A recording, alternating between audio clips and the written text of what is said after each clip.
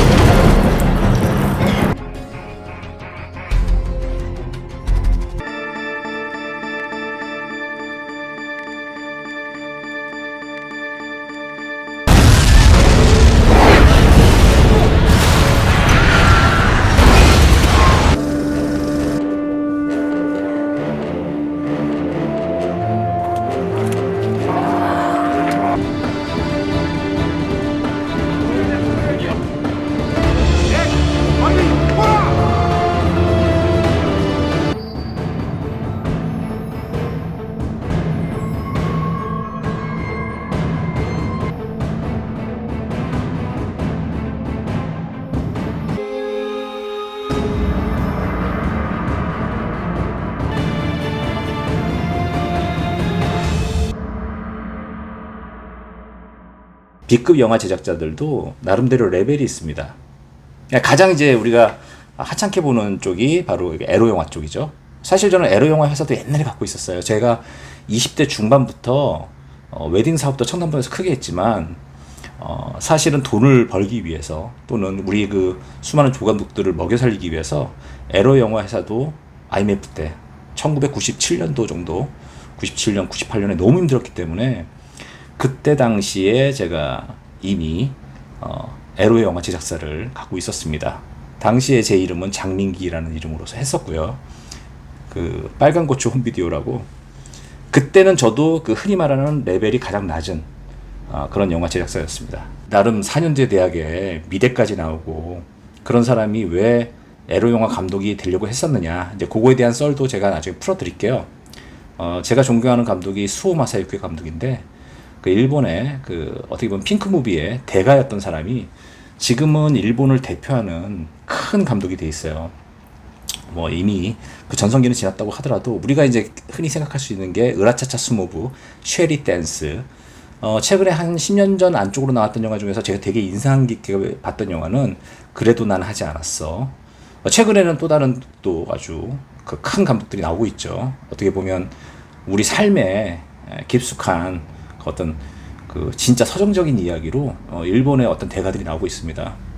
자, 그런데 저도 이제 그런 감독이 될 줄 착각하고 젊을 때 나도, 왜냐하면 영화를 한 편 만드는 게 너무 큰 돈이 들어가고, 실제로 저도 대학교 다닐 때부터 영화를 만들기 시작했는데 이게 도저히 제 자본으로는, 제가 아르바이트 해가지고 버는 뭐 진짜 모아놓은 100만 원 가지고는 며칠 밥값으로 다 나가는 거예요.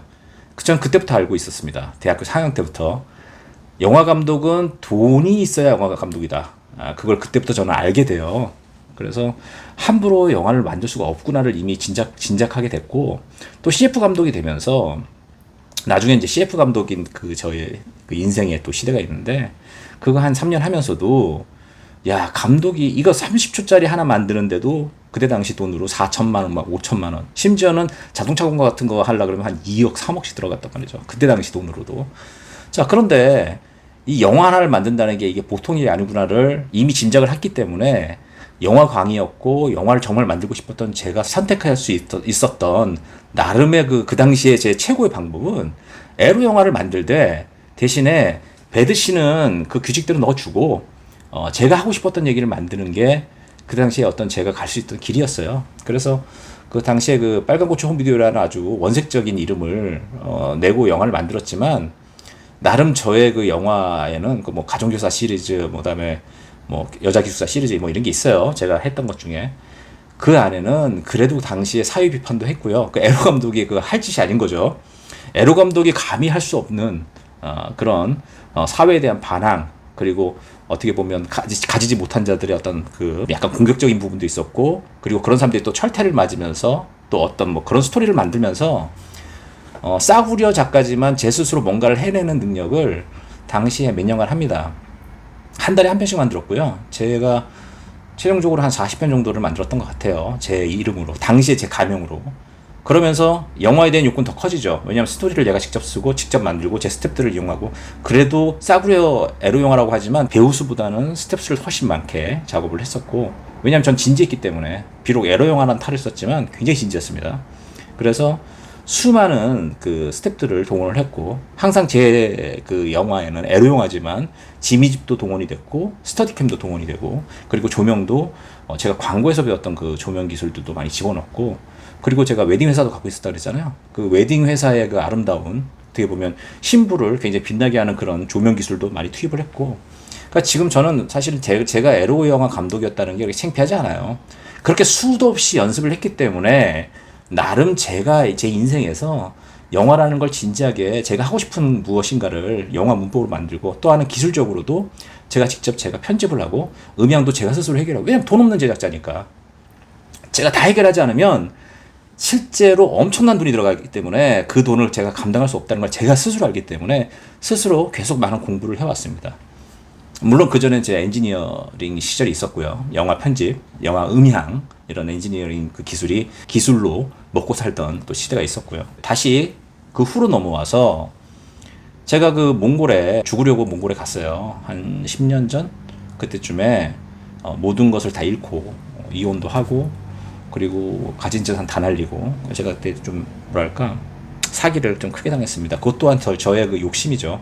한 번에 또 큰 돈을 벌 수 있다라는 그런, 원래 사기는 항상 욕심이 있는 자에게, 그것도 어떻게 보면은 욕심 있는 자에게 아주 달콤한 목소리를 해야 그 사람이 거기에 이제 걸려드는데, 제가 그때는 먹잇감이었죠. 그래서 가진 것을 거의 다 날리다시피 해서 이제 죽을 때가 됐나 보다. 그렇게 이제 마음을 먹고 이제 몽골로 떠나게 되는데, 그래도 가진 기술이 또 영화 쪽, 그 기반은 그래도 광고, 실제 엔지니어링, 드라마 기술 다 갖고 있었기 때문에 실제 제가 기술자로서 영화를 만들 수 있는 그런 계기가 됩니다. 그래서 한 4편을 극장에 올려요. 역시나 에러 영화가 아니고 코미디 영화 위주로, 하지만 그래도 좀 액션이 좀 들어간 4개를 올렸는데, 올리면서 제가 관심 가졌다는 게 바로 그 서라운드, 입체음향, 5.1 채널, 7.1 채널, 돌비 애트모스. 사실 한국에 저같이 중급 엔지니어일 때 그런 환경에 직접적으로 자기가 직접 테스트를 하는 그런 경험을 많이 갖지 못합니다. 울란바토르라는 이 몽골의 수도는 사람들이 많은 유튜브로 요즘 많이 보여주긴 하지만 그것은 그냥 하나의 일부분일 뿐이고, 실제로 몽골에도 몽골의 삼성 같은 회사가 있는 거고요. 또 몽골에도 몽골의 OTT를 또 관장하는 대기업이 있는 거고, 대부분 그게 대부분 한 회사지만, 어쨌거나 외국 자본과 외국 기술과 또 외국 그 어떤 기자재가 다 들어와서 A급 영화를 만드는 시스템은 이미 갖고 있어요. 이미. 자, 그런데 거기에 어떻게 보면 거기도 다 돈이 들어간단 말이죠. 무서운 게 아니죠. 큰 돈이 들어갑니다.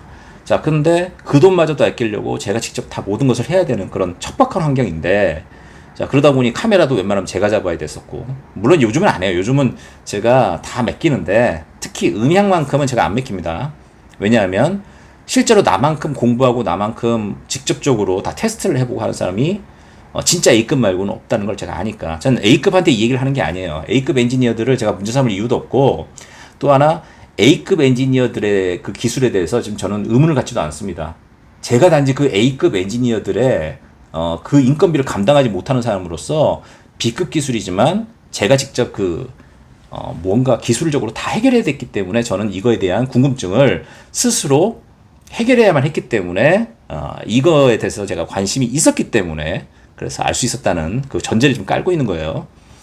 자, 왜 대사가 안 들릴까에 대한 이 컨텐츠의 주제, 왜 영화에 대사가 안 들리냐. 그리고 아주 비싼 영화는 사운드 작업, 좋은 사운드 홀에서 그 모든 진짜 최첨단의 기계를 갖춘 곳에서 다 테스트를 하고 나오는 건데 왜 관객들은 대사가 안 들린다고 말하느냐. 거기선 들렸을 텐데, 분명히 들렸을 텐데 말이죠.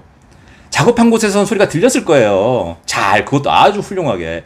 감독이 진짜 어떻게 보면 뽕 맞은 것처럼, 와, 사운드 끝내주네. 와, 이 기술자 진짜 최고네.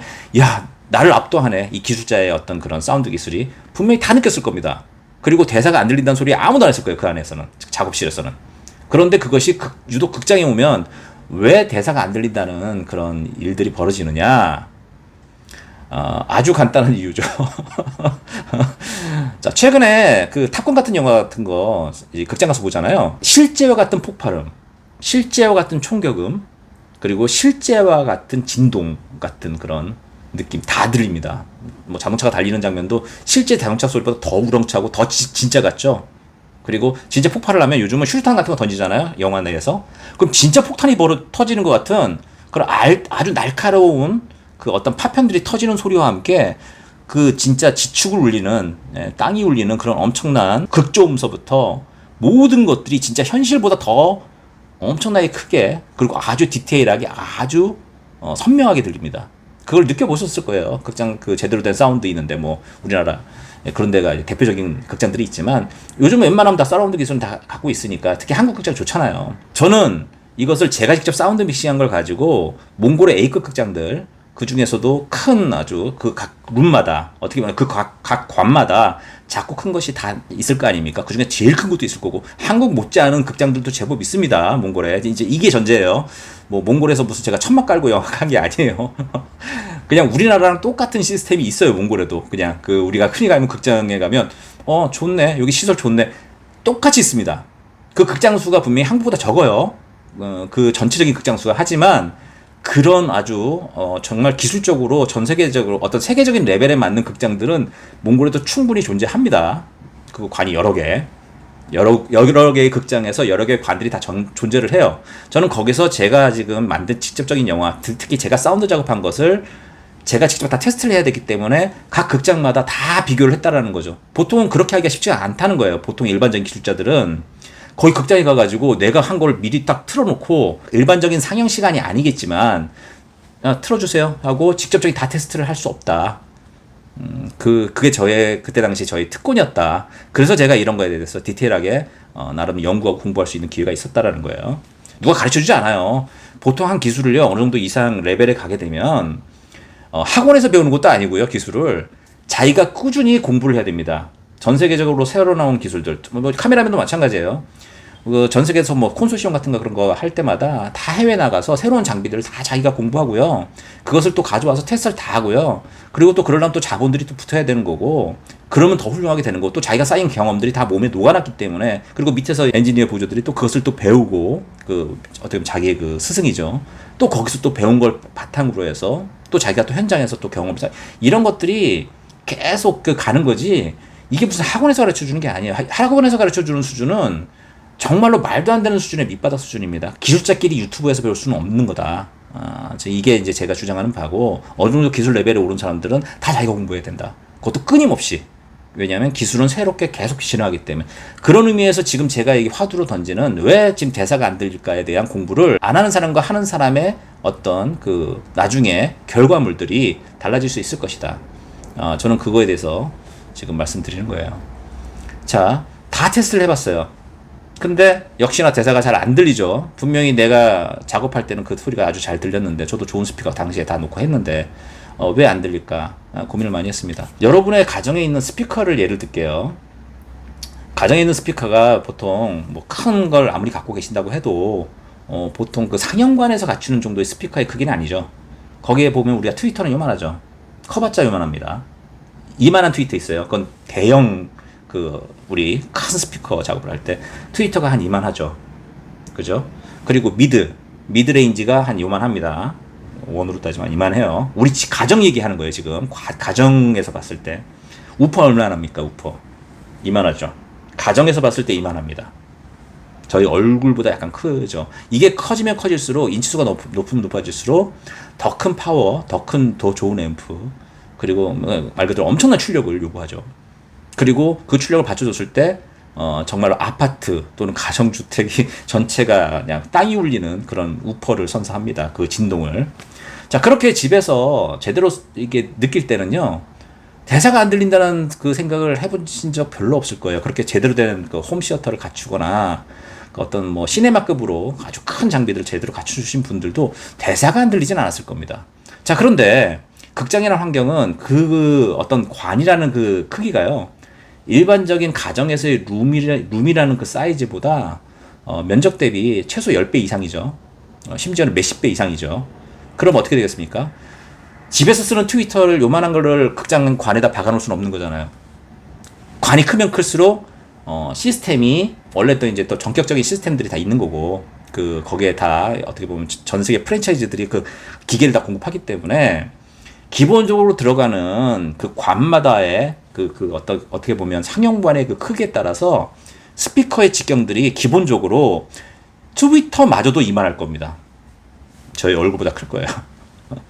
그리고 미드레인지, 흔히 말하는 이제 목소리 부분을 감당하거나 대부분의 어떤 중역이라 그러죠. 중역을 담당하는 미드레인지도 가정에서는 요만하면 됐는데, 요만하면 됐죠. 하지만 미드레인지마저도 한 요만할 겁니다. 우퍼는 어떻겠어요? 전체적인 관을 다 울리려면 우퍼는 이만하겠죠. 그리고 거기에 앰프는 또 어마어마하죠. 그 시스템들이 다 궁합이 맞아서 여러분들은 최근에 실제 영화 역사에서 못 느낄, 이때까지 영화 역사가 뭐 100년 이상이라고 치면 최근에 10년은 어마어마하다. 사운드의 어떤 질이 현실보다 더 강력하고 더 디테일하고 몸으로 더 느낄 수 있게 제대로 된 사운드를 다 즐길 수 있다. 게다가 음질마저도 옛날에 저희 나이 때, 제가 이제 항상 얘기하지만 저는 50대 지금 중반으로 달리고 있는데, 저희 나이 때에서 36극장에서 보던 약간 먹먹한 그런 사운드가 아니에요. 지금의 극장은. 그죠? 그 사운드 기술도 아닙니다. 그때의 그런 사운드 기술이 아니에요. 어떻게 보면은 원음부터 극장에서 상영할 때까지 모든 게 다 디지털화 돼서 굉장히 훌륭하게 사운드를 쏩니다. 여기서 제가 한 가지 또 비밀을 알려드릴게요. 저는 직접 이제 DCP 작업이라고 있거든요. 극장을 상영하기 위한 실제적인 시네마 코덱으로 바꾸는 작업이에요. 이거는 왜 그렇게 코덱을 또 바꿔야 되냐면, 어떻게 보면 해킹해서 자유롭게 하기 위해서 시네마에서만 자체적으로 그 통용하는 코덱이 있어요.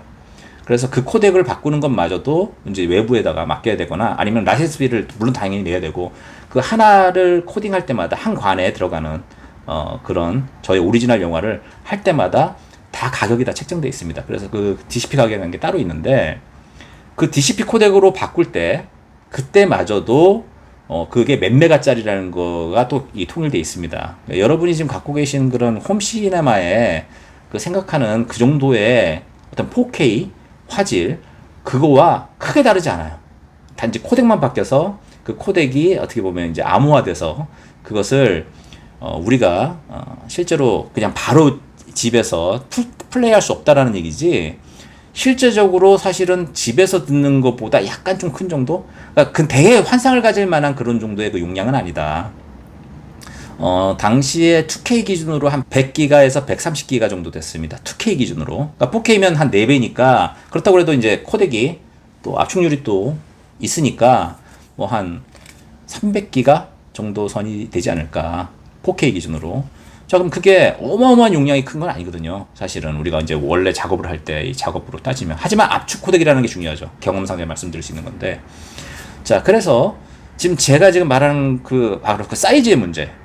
그러면 어떤 일이 벌어지냐면요. 우리 집에서 우퍼가 이만하다 그랬죠.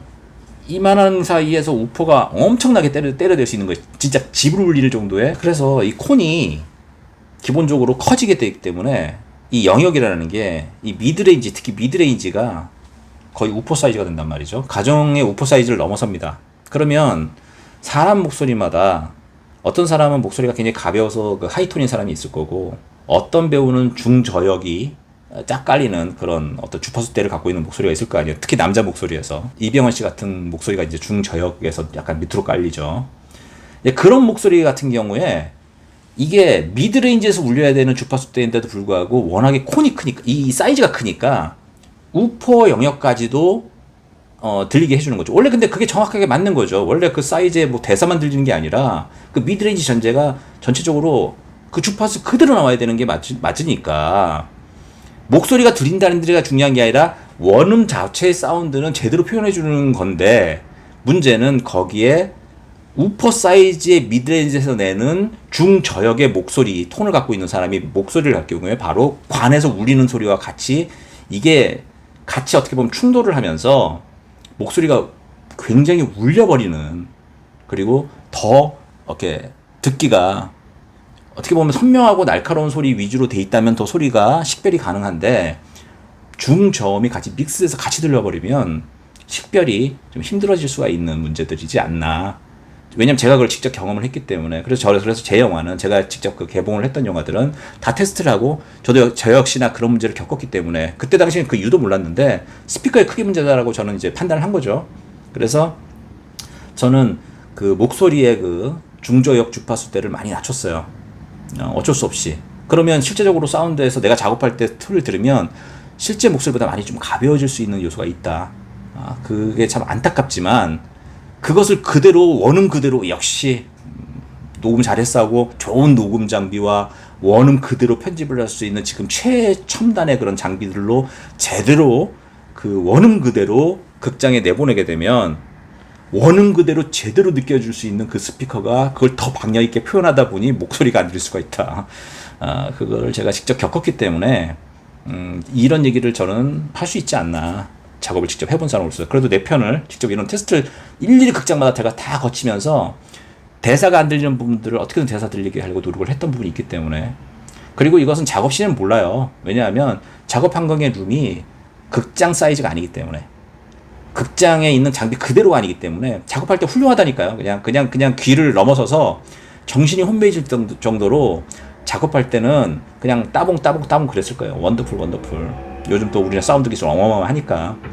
그래서 그 A급 영화를 만드시는 분들이 그 엄청나게 좋은 사운드로 녹음을 하고 훌륭하게 했는데도 불구하고 이 영화라는 게 스토리를 이해를 해야 되는데 대사에 의해서 스토리가 진행된단 말이죠. 뭐 요즘 뭐 액션씬 같은 경우야 이렇게 보는데 즐거움으로 한 20분 30분 블록버스터는 가지만 대부분의 영화는 어쨌거나 저쨌거나 서사가 대화로 이루어지기 때문에 그 대화의 그 인식률이 떨어지니까 소리가 웅웅거려서 어떻게 보면 그래서 지금 이런 부분들이 많다. 자, 그럼 이걸 해결할 수 있느냐? 해결이 안 되죠. 해결이 안 됩니다. 왜냐하면 이런 사실을 아마 엔지니어들이 다 알지도 몰라요. 이미 다 알 거예요. 그런데 그렇게 되면 어떤 문제가 생기냐면 실제 목소리보다 상당히 가볍게 녹음이 돼야 된다는 얘기고, 그렇게 되면 극장에서 상영할 때야 뭐 어떻게든 귀에 대사는 전달되지만 왜곡이 돼 있는 거잖아요. 이미 베이스 부분, 목소리의 중저역이 많이 빠진 상태로 되면 약간 날카로운 여자 목소리 비슷하게 변할 수도 있고, 그래서 그것은 절대로 건들지 않아야 되는 영역일 거예요, 아마.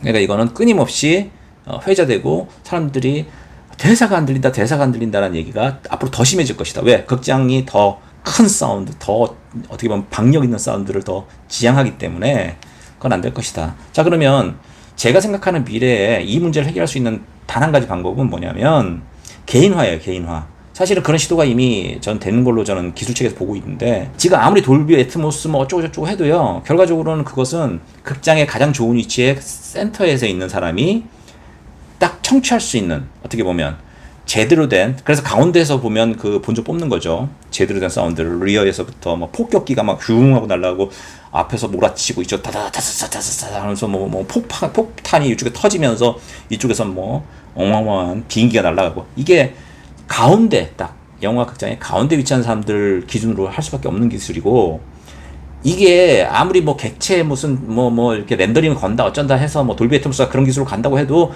구석에 있는 사람, 특히 저쪽 뒤쪽에 구석에 있는 사람은 절대 서라운드를 느낄 수 없습니다. 구조적으로.